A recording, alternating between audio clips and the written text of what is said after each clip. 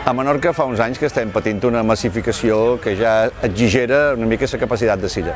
Molta gent protesta per aquestes coses i ja tenim estudis que marquen que un 45% dels vehicles que hi ha en estiu són turístics.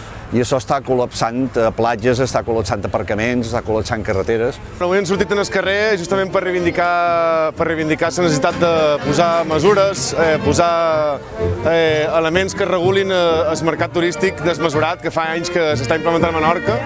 I aquesta és una mesura que realment es pot prendre, que tenim totes les possibilitats legals per dur a terme i estem aquí per reclamar que es posi solució en aquesta situació. Ens demanam que per què no estem ja implementant aquest tipus de lleis que ens permetin assegurar un benestar per la població i pel territori. Menorca té el marc legal per fer-ho i malgrat això no ho estem fent. Creiem que això és un problema comú que tenim a Menorca i que ens ha de servir per evitar que Menorca tingui el mateix camí que ha tingut Eivissa o que Mallorca.